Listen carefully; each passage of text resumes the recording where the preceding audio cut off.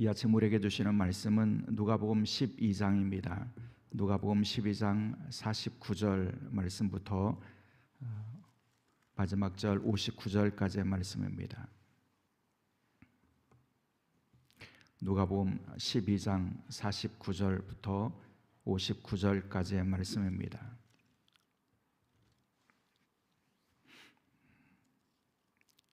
누가복음 12장 49절로 59절의 말씀을 저와 여러분들이 한 절씩 교독하시고 59절은 함께 읽겠습니다.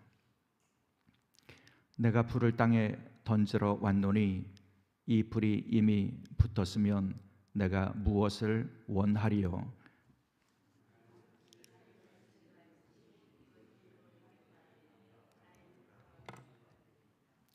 내가 세상에 화평을 주려고 온 줄로 아느냐? 내가 너희에게 이르노니 아니라 도리어 분쟁하게 하려 함이로라.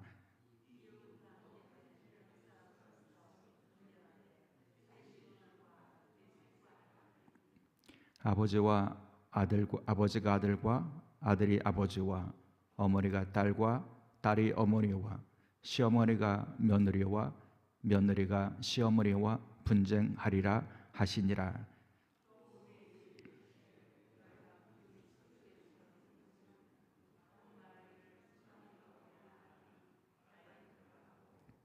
남풍이 부는 것을 보면 말하기를 심히 더우리라 하나니 과연 그러하니라.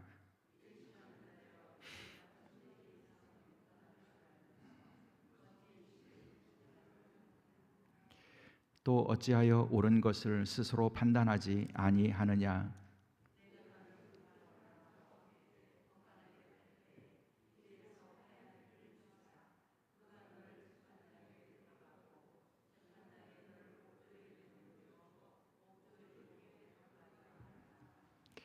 내게 이르노니 한 푼이라도 남김없이 갚지 아니하고서는 결코 거기서 나오지 못하리라 하시니라. 아멘. 예수님께서는 당신이 이 땅에 오신 목적을 불을 던지러 오셨다 이렇게 말씀해 주십니다. 오늘 본문을 이해하기 위해서는 몇 가지 예수님께서 사용하시는 개념들을 이해해야 하는데요. 불이라고 하는 이 개념도 마찬가지입니다. 예수님께서는 당신의 불을 던지러 이 땅에 던지러 왔노라 이렇게 말씀해 주시죠.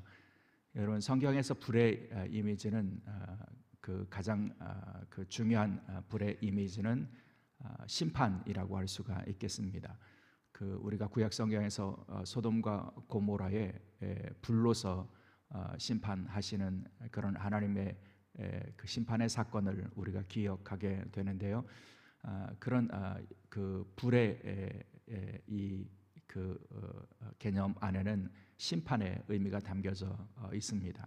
예수님께서도 그래서 불이라고 하는 이 개념을 통해서 심판을 말씀해 주시잖아요. 그래서 열매 맺지 못하는 가지마다 불에 던지우느니라 이런 말씀도 하시고요. 또 밀과 가라지를 나눌 때가 온다.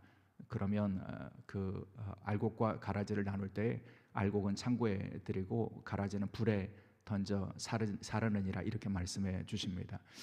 그래서 불에 던져진다는 것은 심판과 그 하나님의 진노를 받게 된다고 하는 그런 의미입니다. 그러니까 예수님께서 내가 땅에 불을 던지러 왔노라 이렇게 말씀해 주시는 것은 예수님이 땅에서 하시는 일을 불로서 표현하신 거죠. 당신은 심판하시는 일을 위하여 오셨다 이렇게 말씀해 주시는데요. 근데 그 심판을 미래적인 것으로 말씀해 주시죠. 49절에 내가 불을 땅에 던지러 왔노니 이 불이 이미 붙었으면 내가 무엇을 원하리요? 그 불이 아직 붙지 않았다는 겁니다. 이미 붙었으면 내가 뭘 원하겠느냐? 그 심판이 이미 이루어졌다면 내가 뭘 원하겠느냐 이렇게 말씀해 주시는 거죠. 그러니까 심판이 이루어지지 않았다는 겁니다. 예수님께서 그리고 그 심판을 이루실 것이라고 말씀해 주시는 거죠. 불을 던지러 오셨는데 아직 불이 붙지 않았으니 그 불을 던지는 그러니까 결국 주님이 이루시는 그런 심판의 사건이 곧 이루어지게 될 것이다 이렇게 말씀해 주십니다. 그러면서 우리가 이해하기 어려운 또 말씀을 하시는데 50절의 말씀도 우리가 세례라고 하는 표현을 이해하지 않으면 읽기가 좀 어렵습니다. 나는 받을 세례가 있으니 그것이 이루어지기까지 나의 답답함이 어떠하겠느냐. 여기 세례도 마찬가지입니다. 미래적인 사건으로 말씀해 주십니다. 내가 받을 세례가 있다. 내 이미 세례를 받은 것이 아니라 내가 받을 세례가 있다. 이렇게 말씀해 주시죠. 여러분, 세례는 무엇입니까? 세례는 죽음을 상징하는 거죠. 이전에 나는 죽은 것입니다. 이전에 나는 물속에 깊이 잠기면서 이미 죽고 새로운 나로 태어나는 것이 세례의 사건입니다. 그러니까 예수님께서는 그 불을 던지는 사건과 당신이 받을 세례를 연결시키고 있는데, 그러니까 당신이 불을 던지는 사건을 어떻게 이루시겠다고 말씀해 주시냐면 나의 세례, 그러니까 당신의 죽음을 통해서 이루실 것이라고 하는 것을 그렇게 말씀해 주시죠. 예수님의 죽음이 심판하는 사건이 된다.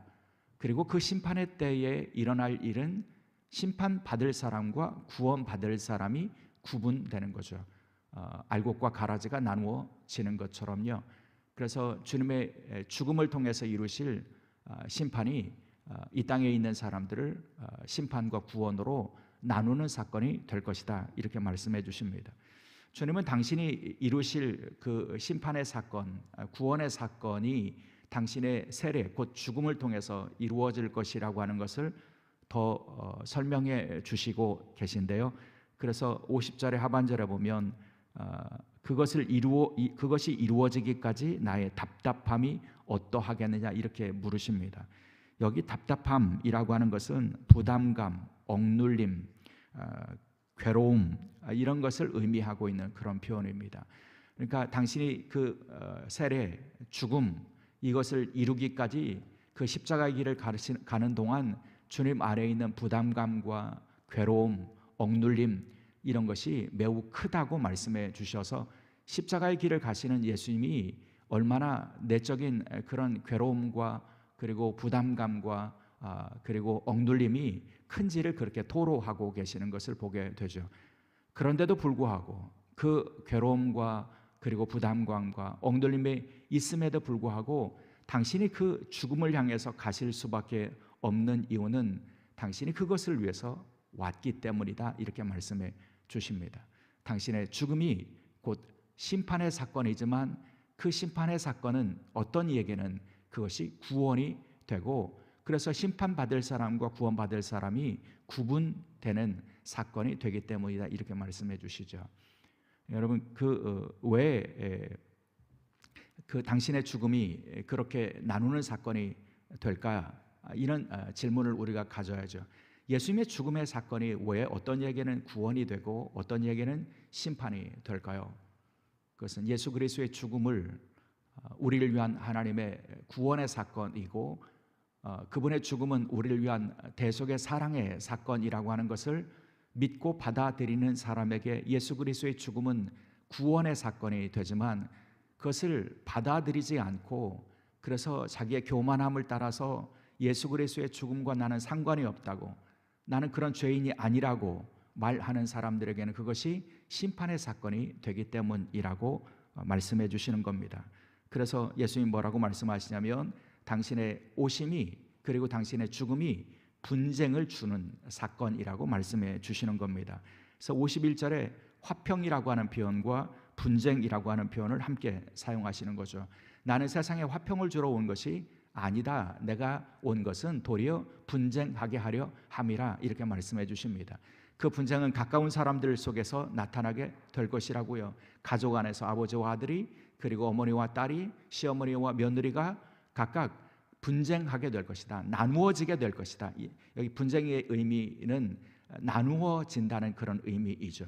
그러니까 예수 그리스도의 십자가 죽음이 그분의 세례가 그분이 던지는 불이 어떤 이에게는 구원이 되고 어떤 이에게는 그것을 도저히 받아들일 수가 없어서 그 구원에 참여하지 못하는 사람으로 분열되게 될 것이라고 하는 거죠. 분열이 되니까 분쟁이 일어나고 다툼이 일어나게 될 것이다 이렇게 말씀해 주십니다. 그래서 예수 그리스도의 구원이 어떤 양태로 나타나게 될 것인지를 말씀해 주시면서 그것이 결국에는 분열을 이루게 될 것이다 라고 말씀해 주십니다. 그렇다면 예수 그리스도의 그 구원의 사건이 그렇게 나누는 사건이 된다면 우리에게 필요한 것은 무엇이냐면 그 구원이 예수 그리스도의 십자가가 구원이 된다고 하는 것을 인식하는 것, 믿는 것, 받아들이는 것이라고 할 수가 있겠죠. 그것을 위해서 우리에게 필요한 것은 뭐냐면 영적인 분별력이라고 할 수가 있겠습니다. 예수 그리스도의 그 십자가 사건이 이루어질 때에 어떤 일이 벌어지는지를 그것을 알고 그래서 그 사건의 의미를 분간하고 그래서 구원받는 자의 편을 선택하는 것이 지혜이고 영적인 분별력을 가지고 있는 사람의 모습이라는 겁니다. 똑같은 예수 그리스도의 십자가 사건을 보고 여러분 십자가상에서도 그 십자가 사건을 끝까지 비웃은 사람과 당신의 그 십자가 사건을 구원으로 인정하고 당신의 나라에 나도 있게 해달라고 요청한 사람이 그 똑같은 십자가의 그 옆에 있음에도 불구하고 어떤 이는 구원을 받았고 어떤 이는 그 형벌을 받고 심판 아래에서 벗어나지 못하는 그런 구별의 사건이 나타난 것처럼요. 십자가 예수 그리스도의 죽음이 그렇게 그 분열을 나타나고 심판과 구원을 나누는 사건이라고 한다면 우리에게 필요한 것은 예수 그리스도의 십자가 사건의 의미를 이해하는 것 그리고 깨닫는 것 그래서 영적인 분별력을 갖고 그것을 받아들이고 믿는 것이 필요하다는 거죠. 그것을 위해서 54절 이하의 말씀에 보면 예수님께서 이제 말씀의 대상을 무리에게로 이렇게 바꾸시면서 무리들에게 뭘 말씀해 주시냐면 분별력이 필요하다고 하는 것을 말씀해 주시는 거예요. 그래서 그것을 위해서 예수님께서 그 어떤 기온 혹은 날씨 이것의 분별력을 말씀해 주시잖아요. 서쪽에서 구름이 일어나면 소나기가 오겠다 너희들이 말하지 않느냐. 그리고 남쪽에서 그 바람이 불면 힘이 덥겠다 이렇게 말하지 않느냐. 예수님 그것이 옳다 그렇다 이렇게 말씀해 주시잖아요. 예수님이 사역하셨던 그 팔레스타인을 기준으로 서쪽은 뭐가 있습니까? 지중해가 있죠. 지중해 쪽에서 구름을 일어난다는 것은 수분을 많이 가진 그런 그 바람이 온다는 것이고요. 그 구름을 타고 구름에 담겨서 비가 온다는 것을 의미하지 않겠습니까? 그러니까 서쪽에서 구름이 나는 것을 보면 비가 오겠구나 이렇게 말하는 것 그렇다. 남쪽은 뭐가 있습니까? 아라비아 반도가 있죠. 그러니까 거기서부터 바람이 부는 뜨거운 바람이 불면 날씨가 더워지겠다 이렇게 말하지 않겠느냐는 겁니다. 그렇다는 겁니다. 여러분 분별력을 날씨가 어떻게 바뀔지를 너희들이 분별할 수 있는데 그런데 너희 앞에서 예수 그리스도께서 내가 십자가의 고난을 당하겠다고 내가 죽겠다고 말씀해 주시는 그 주님이 보여주시는 그 구원의 사건 인자로 오셔서 이루시는 그 구원의 사건 이것을 보고 너희가 분별하는 능력이 있어야 한다 이렇게 말씀해 주시는 겁니다. 그래서 56절에 뭐라고 말씀합니까? 외식하는 자여 너희가 천지의 기상은 분간할 줄 알면서 어찌 이 시대는 분간하지 못하느냐. 그러니까 그들의 주변에서 일어난 어떤 날씨의 변화를 예측하고 또 분별할 수 있는 그런 능력이 있으면서 정작 그것보다 더 중요한 시대에 일어나는 사건 예수 그리스도께서 이루시는 구원의 사건 그분이 보여주신 사랑 그분이 이루신 치유 그분이 이루시는 놀라운 표적들 이것을 보면서 왜 너희는 이 시대에 이루어질 그 구원의 사건을 분간하지 못하느냐 이렇게 말씀해 주시는 겁니다. 영적인 분별력을 십자가에 대한 예수 그리스도에 대한 그런 분별력을 가질 수 있어야 한다고 말씀해 주시는 거죠. 예수 그리스도를 어떻게 보는가가 중요하다는 겁니다. 예수 그리스도를 하나님의 아들로 구원의 사건을 이루실 인자로 인정하고 믿고 받아들이는 것 이것이 그 시대를 살아가는 사람들에게 필요한 영적인 분별력이라고 말씀해 주시고 있고요. 그래서 오른편을 선택할 수 있어야 한다고 말씀합니다. 그래서 57절에 옳은 것이란 표현이 다시 이어지는 겁니다. 어찌하여 옳은 것을 스스로 판단하지 아니하느냐. 여러분 오른편을 선택할 수 있어야 된다는 겁니다. 그 오른편 그러니까 구원받는 편을 선택하기 위해서는 이 시대에 일어나는 일들에 대한 분별력을 가지고 예수 그리스도께 보여주시는 그 십자가의 길을 걸어가시면서 보여주시는 여러 하늘의 표징들을 보면서 옳은 것 그분을 받아들이고 그분을 믿고 그분을 영접하는 것을 판단하고 선택할 줄 알아야 한다는 겁니다. 그래야 그분의 십자가 사건 앞에서 우리는 심판의 자리가 아니라 구원의 자리를 차지할 수 있다고 말씀해 주시는 거죠. 그리고요, 마지막으로 그런 구원의 편을 선택할 수 있는 사람이, 영적인 분별력을 가지고 그래서 구원의 편을 선택할 수 있는 사람은 구체적인 삶의 반응을 통해서 그 예수 그리스도를 믿고 영접하는 그런 반응이 나타나야 한다고 말씀해 주시는데, 그것을 위해서 58절에서 말씀해 주시는 표현이 화해라고 하는 그런 표현입니다. 화해에 힘쓰라 이렇게 말씀해 주시는 거예요. 그래서 어떤 사람이 죄를 지었는데 그 사람이 그 죄의 값을 치르도록 사람들이 그 재판관에게 끌어가지 않겠느냐. 그러면 재판관에게 고발을 당해서 그 죄값을 치르고 맞고 그리고 심판을 당하기 전에 그가 그것을 모면할 수 있는 방법은 무엇이냐 이렇게 물으시는 거예요. 화해하는 것 아니겠느냐. 여러분, 이 화해는 어떤 의미가 있어요? 자신의 잘못을 인정하고 배상하고 이런 화해를 통해서 그 법정에서 그 죄인과 그렇지 않은 자가 나누어지는 그 법정에서 그가 괴로움을 당하지 않게 될 것이다. 그러니 화해를 선택하는 것이 지혜이다 이렇게 말씀해 주시고, 이것이 옳은 것을 판단하는 것과 연결시켜 주시는 거죠. 그래서 옳은 것을 스스로 판단하는 것은 어떤 의미가 있을까요? 예수 그리스도의 세례, 예수 그리스도의 십자가 죽음, 그것을 통해서 이루시는 구원받는 자와 심판받는 자의 그 구별, 이것이 예수님께서 이루시는 그런 사건이라고 한다면, 예수님께서 불을 던지시는 사건이라고 한다면, 그 예수님께서 이루시는 그 불의 사건 앞에서 옳은 것은 하나님 앞에서 화해라고 말씀해 주시는 겁니다. 하나님 앞에서 자신이 얼마나 죄인인지 그것을 인정하고, 그래서 하나님께서 주시는 그 십자가 그 예수 그리스도를 통한 그 십자가 사건, 그 십자가에 나타난 하나님의 사랑을 인정하고 받아들이고, 그것을 받아들일 자격이 없는 나의 죄를 인정하고 고백하고, 그래서 하나님 앞에 나아가는 것, 이것을 화해의 사건이라고 말씀해 주시고 있는 겁니다. 그 화해를 통해서 구원의 자리에 이를 수 있다고, 예수 그리스도의 십자가 사건을 통해서 이루시는 그 구원에 나갈 수 있는 사람은 바로 그 화해를 통해서 나갈 수 있다고 하는 것을 말씀해 주시고 있는 거죠. 사랑하는 여러분, 나는 땅에 불을 던지러 왔다 말씀해 주시는 이 주님의 말씀이 얼마나 크고 두려운 말씀인가를 이 아침에 우리가 기억할 필요가 있습니다. 주님은 내가 세상에 화해를 주러, 평화를 주러 온 것이 아니다 이렇게 말씀해 주시면서 당신의 구원이 엄중하게, 당신의 구원과 심판이 엄중하게 이루어질 것이라고 하는 것을 말씀해 주십니다. 그 구원과 심판의 사건이 당신의 세례를 통해서 이루어진다고 말씀해 주셔서 당신의 죽음을 통해서 이루어진다고 말씀해 주십니다. 그렇다면 오늘 또 우리가 선택해야 될 것은 그 구원이라고 할 수가 있습니다. 그 구원을 우리가 선택하기를 원한다면 오늘 또 영적인 분별력을 가지고 예수 그리스도의 십자가를 바라보고 나 자신을 바라볼 수 있어야 할 것이고요. 내 안에 아직도 하나님 앞에서 화해를 이루지 못한 나의 죄가 있다면 그 십자가의 주님 앞에 고백하고, 그리고 그분을 나의 구원자로 나를 용서하시고 회복시켜 주시는 분으로 인정하고 받아들이고, 그래서 그분 앞에 화해를 통해서 주님 앞에 가까이 나갈 수 있는 그런 믿음의 종들이 될 수 있기를 주의 이름으로 축원합니다. 기도하시겠습니다. 아버지 하나님, 십자가의 죽음의 길을 걸어가시는 예수님의 마음을 오늘 이 아침에 저희가 주님 생각하는 시간이 되기를 원합니다. 주님, 당신을 내어 주시는 사건이, 당신의 죽음이 주님의 구원의 사건이라고 말씀해 주시면서 그 옳은 것을 스스로 판단하라, 너가 서야 될 것이 어디에 있는지를 판단하라고 말씀해 주시는 그 주님의 음성을 저희가 듣습니다.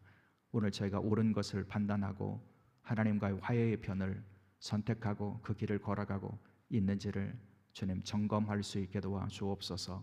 저에게 죄가 주님 얼마나 깊은지를 깨닫고 주님의 십자가 사건과 구원의 은총이 필요함을 오늘도 고백하고, 주님 십자가를 바라볼 때 저희의 마음속에 회개의 역사가 일어나게 도와 주옵소서.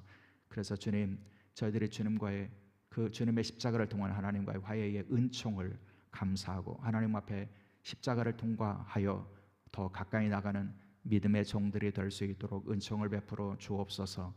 이 아침에도 기도하는 귀한 종들에게 은총을 베풀어 주시기를 원합니다. 주님의 십자가의 사랑을 다시 한번 기억하는 시간이 되게 도와 주옵소서. 그 사랑을 감사하고 받아들이고 그 사랑 안에 머물 수 있는 믿음의 종들이 되게 도와 주옵소서. 그래서 저희의 영혼에 십자가가 주는 위로, 십자가가 주는 그런 소망, 십자가가 주는 능력을 풍성하게 누리는 주의 종들이 될 수 있도록 은총을 더하여 주옵소서. 감사하오며 우리 주 예수 그리스도의 이름으로 기도드리옵나이다. 아멘. 주기도 하시겠습니다. 하늘에 계신 우리 아버지여, 이름이 거룩히 여김을 받으시오며 나라 임하옵시며 뜻이 하늘에서 이룬 것 같이 땅에서도 이루어지이다. 오늘날 우리에게 일용할 양식을 주옵시고 우리가 우리에게 죄 지은 자를 사하여 준 것 같이 우리 죄를 사하여 주옵시고 우리를 시험에 들게 하지 마옵시고 다만 악에서 구하옵소서. 대개 나라와 권세와 영광이 아버지께 영원히 있사옵나이다. 아멘.